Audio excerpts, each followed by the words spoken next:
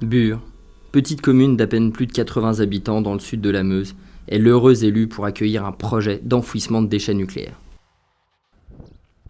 J'aurais pu vous parler de la démesure du projet, de l'enfouissement pour des centaines de milliers d'années d'au moins 95% de la radioactivité du pays, des 35 milliards d'euros pour financer le projet, somme qui pourrait rapidement doubler.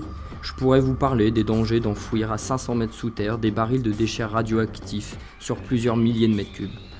Des contre-expertises menées sur le terrain, de l'Agence nationale des déchets radioactifs et de l'État, de leurs fausses promesses et de leurs vrais mensonges à la population, des retournements de veste des ministres et d'élus locaux et du viol démocratique qui l'accompagne. J'aurais pu vous parler de l'image construite de sœurs jumelles entre Bure et Notre-Dame-des-Landes et des apories de cette comparaison, de l'achat des consciences par l'argent et de l'accaparement des terres. En effet, il y aurait eu à en dire des choses sur ces sujets.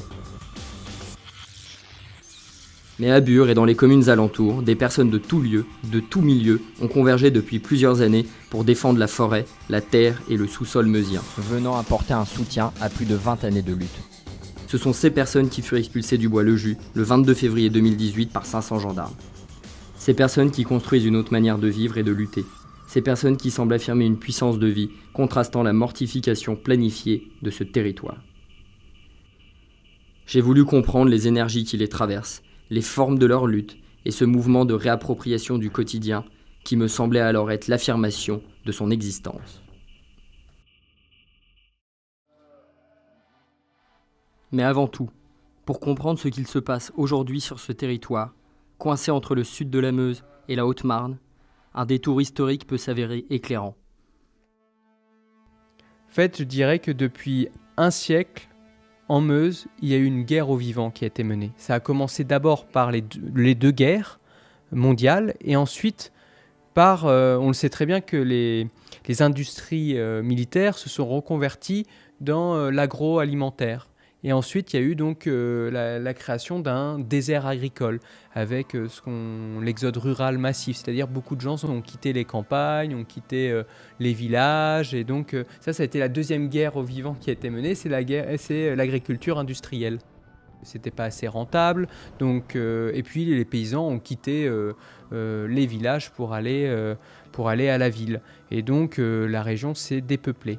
Et ensuite, la troisième étape dans cette filiation un peu de guerre aux vivants, c'est la poubelle nucléaire en fait. On a pu imposer une poubelle nucléaire uniquement parce qu'il y avait déjà à l'époque un désert social. Le désert nucléaire vient après le désert social en fait. C'est justement contre ce désert que des militants aguerris aux côtés d'une nouvelle génération sont venus s'installer à Bure, dans les villages alentours, dans le Bois-le-Jus désormais évacué.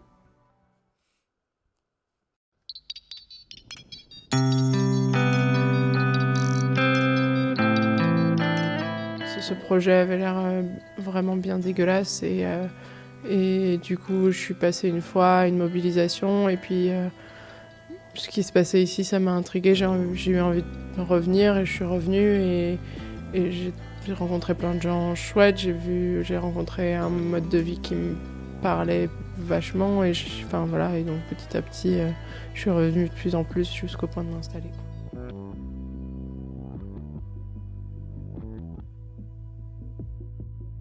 J'ai l'impression que même si on pouvait avoir des idées anticapitalistes, anti-autoritaires ou liées à l'écologie radicale ou à plein de choses de ces nébuleuses d'idées,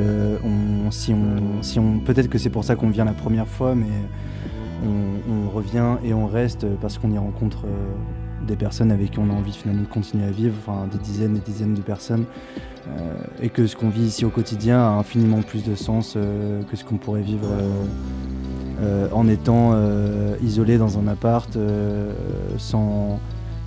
en devant acheter absolument tout et en devant dépendre de hiérarchies, qu'elles soient professionnelles ou autres.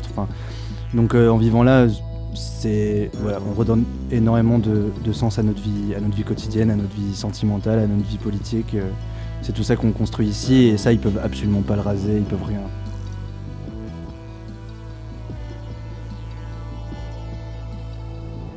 L'une des caractéristiques de cette lutte est son ouverture aux autres, son accueil de tout le monde souhaitant partager le combat contre le nucléaire et son monde.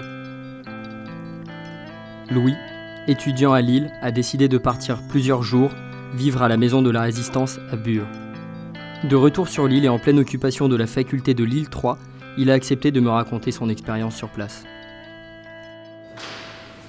Il y a un truc intéressant avec Bure, c'est que comme ils ont un rapport particulier aux médias, notamment la question de l'automédia, on contrôle ses propres images, on n'est pas du tout dans l'excès d'images. Ouais, je me suis dit c'est fou parce que les gens arrivent dans ce lieu, il y a des flics devant, il y a des contrôles un peu partout, il y a beaucoup de gens, il y a plein de gens qu'on ne connaît pas et tout le monde a l'air complètement à l'aise. Ça c'est génial. Une lutte contre un projet d'enfouissement de déchets nucléaires qui a même mené ses militants à devenir propriétaires d'une maison où ils vivent collectivement. Là-dedans, à Mandres, on a acheté 3 maisons. C'est assez considérable quand même, 3 maisons sur un village de 100 habitants. Et donc en fait, c'est de te dire que aussi, c'est une échelle où tu peux te réapproprier les choses, quoi. Il y a quelque chose de... En fait, chaque personne compte, quoi, parce que pareil, moi je suis pas fils d'agriculteur, il y a personne qui dans notre bande qui est fils ou fille d'agriculteur, mais l'idée c'était de s'empaysanner, peut-être de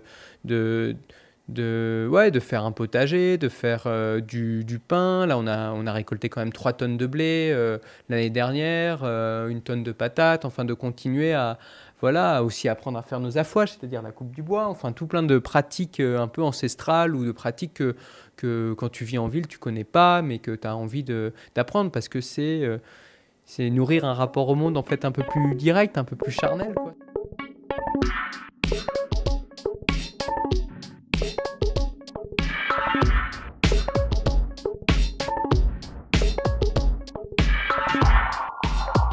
J'avais envie en fait dans ma vie de pas séparer tu vois, l'alternative, le mode de vie alternatif, on va dire, d'un aspect plus offensif. Offensive contre le capitalisme, offensive contre aussi des manières de vivre, le consumérisme, tout ça, quoi. Donc voilà, offensive et alternative, et mêler les deux, quoi. Moi je crois que c'est ça qui me touche aussi à Bure, quoi, d'essayer de construire et de construire et d'attaquer.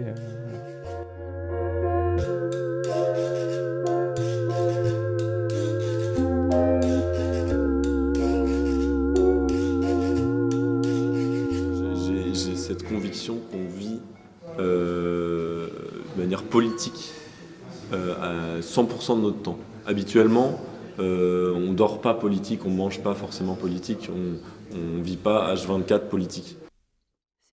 Ces militants sont souvent décrits par les médias traditionnels et l'État français comme activistes et écologistes radicaux, anarcho-autonomes violents, que rien n'effraie ni n'arrête. Je me suis posé la question de savoir ce que les habitants alentours pensent de ces nouveaux arrivants. Ils ont donné un petit peu d'oxygène à des gens qui militent, qui s'essoufflent, qui prennent de l'âge aussi, qui ont leurs activités professionnelles. Et cet oxygène-là, nous, on l'a bien vécu. On l'a bien vécu, pas forcément impressionné ni apeuré par les méthodes, parce que de toute façon, on n'est pas du tout... On est dans une lutte altermondialiste, on est dans une lutte vraiment... donc on ne craignait pas forcément qu'il y ait une montée de violence, de casseurs, une arrivée de casseurs qui allait nuire à notre image. Parce que cette image que donnent les médias par rapport à des dangereux terroristes d'ultra-gauche qui sont prêts à tout casser, on les voit quand même puisqu'on les côtoie, quand on va les visiter, quand on va discuter avec eux. Ils chantent, ils font des rondes autour des arbres, ils sont passionnés parce qu'il y a beaucoup de naturalistes et beaucoup de gens qui sont des vrais écologistes, pas des écologistes politiques, mais des écologistes naturalistes, et qui en fait, ils sont absolument pas dangereux, ils n'ont pas l'objectif. Je pense que quand la violence commence à monter, c'est plus une réaction épidermique, c'est plus une intervention quasiment de défense, de désespoir aussi, plus que de la provocation en premier, comme on peut assister sur d'autres mouvements. On n'est pas du tout dans cette mouvance-là.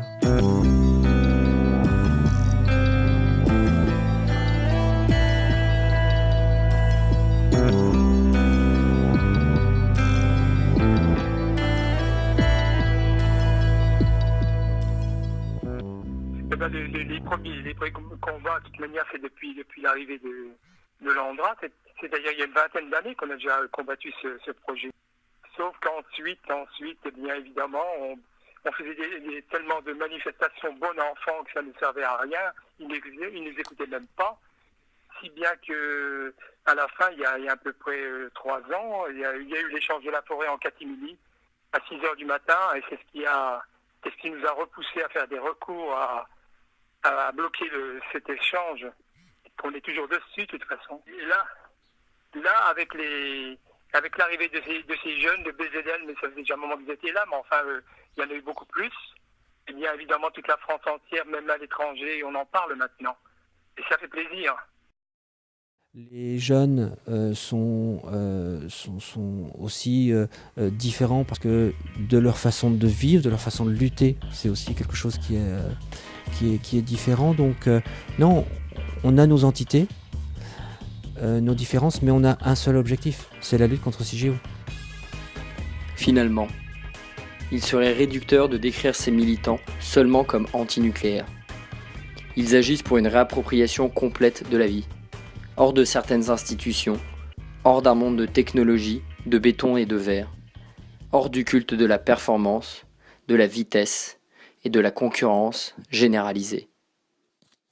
Je crois que c'est ce sentiment d'être happé par quelque chose que tu ne maîtrises pas, tu vois, et happé par une lutte, happé par un territoire, tu vois, te sentir accroché quelque part. Parce qu'en fait, c'est ça, en fait, ce qu'on vit, nous, la condition, on va dire, normale de nos sociétés, de notre époque, c'est d'être hors sol, en fait. C'est d'être coupé, en fait, amputé, tu vois, de ton rapport sensible au monde. Et là, le fait d'être à Bure, de vous te dire, je veux m'installer à Bure, je veux m'installer avec ces gens que j'aime, avec ces gens que j'ai envie de défendre, et bien là, tu te sens de quelque part.